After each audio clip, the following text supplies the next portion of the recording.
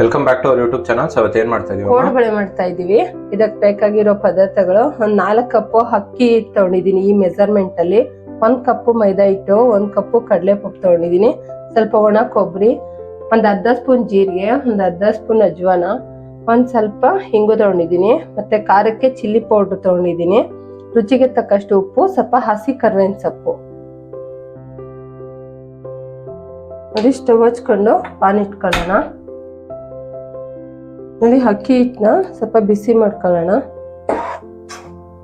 ಅಂದ್ರೆ ಅದು ತಣ್ಣಗಿರುತ್ತಲ್ಲ, ಒಂದ್ ಬಾಕ್ಸ್ ಹಾಕಿ ಇಟ್ಟಿರ್ತೀವಲ್ಲ, ಹಂಗಾಗಿ ಸ್ವಲ್ಪ ತಣ್ಣಗಾಗಿರುತ್ತೆ. ಒಂದ್ ಸ್ವಲ್ಪ ಬಿಸಿ ಮಾಡ್ಕೊಂಡ್ರೆ ಸಾಕು. ಮೈದಾ ಹಿಟ್ಟು ಮತ್ತೆ ಅಕ್ಕಿ ಹಿಟ್ಟು ಒಂದ್ ಸ್ವಲ್ಪ ಬಿಸಿ ಮಾಡ್ಕೊಳ್ಳೋಣ. ಒಂದ್ ಸ್ವಲ್ಪ ಬಿಸಿ ಆಗಷ್ಟೇ ಬಿಸಿ ಮಾಡ್ಕೊಂಡಿದ್ದೀನಿ. ಈಗ ಸ್ಟವ್ ಆಫ್ ಮಾಡ್ಕೊಳ್ಳೋಣ. ನೋಡಿ, ಒಂದ್ ಜಾರ್ ತಗೊಂಡು ಕಡಲೆ ಪಪ್ಪನ ಈಗ ಸ್ವಲ್ಪ ಪುಡಿ ಮಾಡ್ಕೊಬರೋಣ. ಈಗ ನೋಡಿ, ಕಡಲೆಪಪ್ಪು ನೀಟಾಗಿ ಪುಡಿ ಮಾಡ್ಕೊಂಡ್ ಬಂದಿದ್ದೀನಿ. ಇವಾಗ ಇದಕ್ಕೇನೆ ಒಣ ತೆಂಗಿನಕಾಯಿ ಮತ್ತೆ ಕರ್ಬೇವಿನ ಸೊಪ್ಪು, ಚಿಲ್ಲಿ ಪೌಡರು ಮತ್ತೆ ಸ್ವಲ್ಪ ಹಿಂಗು ಸ್ವಲ್ಪ ಹಾಕೊಳ್ಳಿ. ಇದನ್ನೆಲ್ಲ ಇನ್ನೊಂದ್ಸರಿ ಮಿಕ್ಸಿ ಮಾಡ್ಕೊಬರೋಣ. ನೋಡಿ, ಎಲ್ಲ ಮಿಕ್ಸಿಗೆ ಹಾಕೊಂಡು ನುಣ್ಣಗೆ ರುಬ್ಕೊಂಡಿದ್ದೀನಿ. ನೋಡಿ, ಮಿಕ್ಸಿ ಮಾಡ್ಕೊಂಡಿರೋದನ್ನೆಲ್ಲ ನಾನು ಪುಡಿ ಮಾಡ್ಕೊಂಡಿರೋದಲ್ಲ, ಅಕ್ಕಿ ಹಿಟ್ಟು ಮತ್ತೆ ಮೈದಾ ಹಿಟ್ಟು ಬಿಸಿ ಮಾಡ್ಕೊಂಡಿದೀವಲ್ಲ ಅದಕ್ಕೆ ಹಾಕೊಳ್ಳೋಣ. ಈಗ ನೋಡಿ, ರುಚಿಗೆ ತಕ್ಕಷ್ಟು ನಮ್ಗೆ ಎಷ್ಟು ಬೇಕೋ ಅಷ್ಟು ಉಪ್ಪು ಹಾಕೊಳ್ಳೋಣ. ಮತ್ತೆ ಅಜ್ವಾನನ ಒಂದ್ ಸ್ವಲ್ಪ ಈ ತರ ಕ್ರಶ್ ಮಾಡ್ಬಿಟ್ಟು ಹಾಕೊಳ್ಳೋಣ.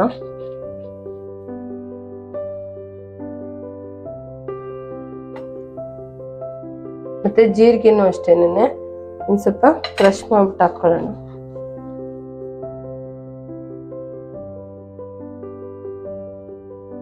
ಈಗ ಇದನ್ನೆಲ್ಲ ಒಂದ್ ಸ್ವಲ್ಪ ಚೆನ್ನಾಗಿ ಮಿಕ್ಸ್ ಮಾಡ್ಕೊಳ್ಳೋಣ.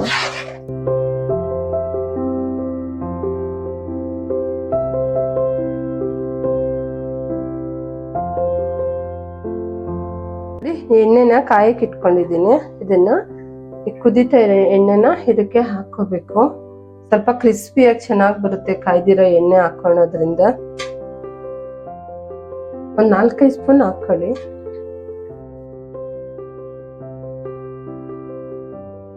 ಈಗ ನೋಡಿ, ಇದನ್ನೆಲ್ಲ ಒಂದ್ ಸ್ವಲ್ಪ ಸ್ಪೂನ್ ಅಲ್ಲೇನೆ ಚೆನ್ನಾಗಿ ತಿರ್ಸ್ಕೊಳ್ಳೋಣ. ಎಣ್ಣೆ ಬಿಸಿ ಇರುತ್ತೆ, ಕೈಯಲ್ಲಿ ತಿರ್ಸ್ಕೊಡ್ಬೇಡಿ.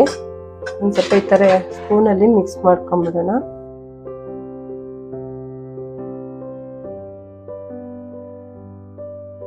ನೋಡಿ, ಎಣ್ಣೆ ಹಾಕಿದ್ದಲ್ಲ ಅದೆಲ್ಲ ಆರಿದೆ.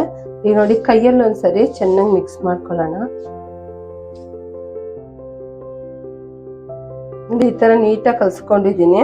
ನೋಡಿ, ಈ ತರ ಪ್ರೆಸ್ ಮಾಡಿದ್ರೆ ಈ ತರ ಬರ್ಬೇಕು ನೀಟಾಗಿ ಇಡಿಗೆ. ಇವಾಗ ಇದಕ್ಕೇನೆ ಒಂದ್ ಸ್ವಲ್ಪನೇ ನೀರ್ ಹಾಕೊಂಡು ಕಲ್ಸ್ಕೊಳ್ಳೋಣ. ನೋಡಿ, ಸ್ವಲ್ಪನೇ ನೀರ್ ಹಾಕೊಂಡು ಹದವಾಗಿ ಕಲ್ಸ್ಕೊಳ್ಳೋಣ. ಜಾಸ್ತಿ ಗಟ್ಟಿನೂ ಬೇಡ, ತೆಳ್ಳಕ್ಕೂ ಬೇಡ. ನೋಡಿ, ಸ್ನಾಕ್ಸ್ಗೆಲ್ಲ ತುಂಬಾನೇ ಚೆನ್ನಾಗಿರುತ್ತೆ ಮನೇಲಿ ಮಾಡ್ಕೊಡೋದ್ರಿಂದ. ಸಂಜೆ ಟೈಮು ಟೀ ಜೊತೆಗೆಲ್ಲ ಇದು ಸ್ನಾಕ್ಸ್ ತುಂಬಾನೇ ಚೆನ್ನಾಗಿರುತ್ತೆ. ಸ್ವಲ್ಪನೇ ನೀರ್ ಹಾಕೊಂಡು ಹದವಾಗಿ ಕಲ್ಸ್ಕೋಬೇಕು. ಒಂದೇ ಸರಿ ಜಾಸ್ತಿ ನೀರ್ ಹಾಕೊಳಕ್ ಹೋಗ್ಬೇಡಿ.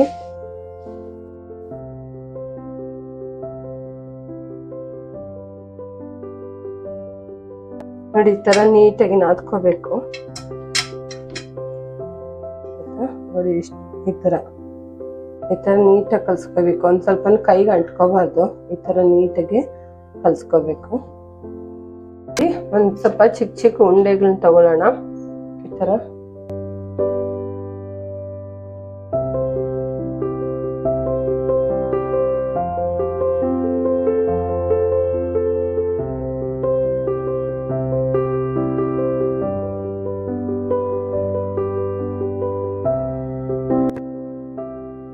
ನೋಡಿ, ತೆಳ್ಳಕ್ ಕರ್ಕೋಬೇಕು. ಇದನ್ನ ಈ ತರ ತೆಳ್ಳಕ್ಕೆ ಕೈಯಲ್ಲಿ ಈ ತರ ಮಾಡ್ಕೋಬೇಕು. ಅವಾಗಾದ್ರೆ ಸ್ವಲ್ಪ ತೆಳ್ಳಗಿರುತ್ತಲ್ವಾ, ಒಳಗಡೆ ಎಲ್ಲ ಚೆನ್ನಾಗಿ ಬೇಯುತ್ತೆ. ನೋಡಿ, ಇದ್ರಲ್ಲೇನೆ ಅರ್ಧ ಕಟ್ ಮಾಡ್ಕೊಳ್ಳಿ. ಇದ್ರಲ್ಲೇ 2 ಆಗುತ್ತೆ.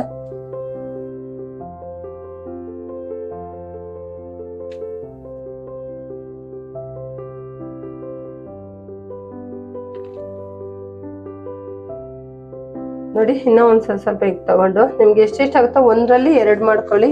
ಬೇಕಾದ್ರೆ ಒಂದೊಂದೇ ಮಾಡ್ತೀನಿ ಅಂದ್ರೆ ಇಷ್ಟು ಚಿಕ್ಕ ಚಿಕ್ಕ ಉಂಡೆ ತಗೊಂಡು ಈ ತರ ಮಾಡ್ಕೋಬೇಕು. ಒಂದ್ ಮಣೆ ತಗೊಂಡು ಅದ್ರ ಮೇಲೆ ಈ ತರ ಹಿಂಗ್ ಸಣ್ಣ ಮಾಡ್ಕೋಬೇಕು, ಜಾಸ್ತಿ ದಪ್ಪ ಬೇಡ.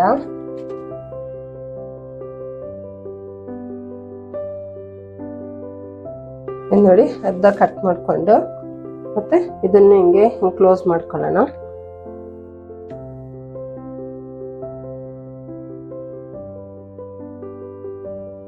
ಇದಕ್ಕಿನ್ನು ಬೇಕಾದ್ರೆ ನೀವು ಎಳ್ಳು ಬೇಕಾದ್ರೂ ಹಾಕೋಬಹುದು, ನಾನು ಇದಕ್ಕೆ ಎಳ್ಳು ಹಾಕಿಲ್ಲ. ಈಗೆಲ್ಲ ರೆಡಿ ಮಾಡಿ ಇಟ್ಕೊಂಡಿದೀವಿ, ಎಲ್ಲ ಚೆನ್ನಾಗಿ ಕಾಯಿಸಿಟ್ಕೊಂಡಿದೀನಿ. ಈಗ ನೋಡಿ ಎಲ್ಲ ರೆಡಿ ಮಾಡಿ ಇಟ್ಕೊಂಡಿರೋದು ಒಂದೊಂದೇ ಹಾಕೊಳ್ಳೋಣ. ಎಣ್ಣೆ ಚೆನ್ನಾಗಿ ಕಾಯ್ದಿರ್ಬೇಕು.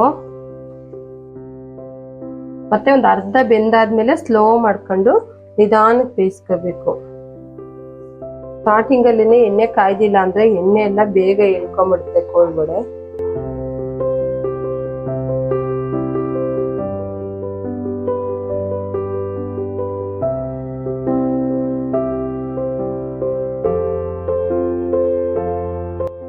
ಈಗ ನೋಡಿ ಎಷ್ಟು ಬೆಂದಿದೆ ಕಾಯ್ದಿರೋ ಎಣ್ಣೆಲಿ. ಇವಾಗ ಲೋ ಫ್ಲೇಮ್ ಮಾಡ್ಕೊಳ್ಳೋಣ. ಲೋ ಫ್ಲೇಮ್ ಅಲ್ಲೇನೆ ಇದನ್ನ ಈ ತರ ತಿರುಗಿಸ್ಕೊಡ್ತಾ ಚೆನ್ನಾಗಿ ಬೇಯಿಸ್ಕೋಬೇಕು, ಇಲ್ಲಾಂದ್ರೆ ಅದು ಒಳಗಡೆ ಬೆಂದಿರೋದಿಲ್ಲ.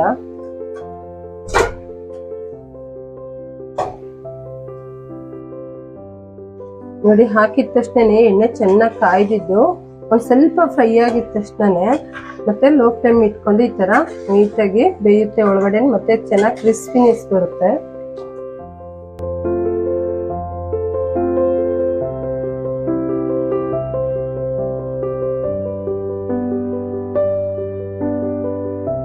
ನೋಡಿ ಈ ತರ ತಿರುಗಿಸ್ಕೊಡ್ತಾನೆ ಇರ್ಬೇಕು, ಅವಾಗಾದ್ರೆ ಚೆನ್ನಾಗಿ ಬೇಯುತ್ತೆ ಒಳಗಡೆ ಎಲ್ಲಾನು. ನೋಡಿ ಎಷ್ಟು ಬೇಯಿಸ್ಕೊಂಡ್ರೆ ಸಾಕು. ಈಗ ಎಣ್ಣೆನೆಲ್ಲ ನೀಟಾಗಿ ಸೋಸ್ಕೊಳ್ಳೋಣ.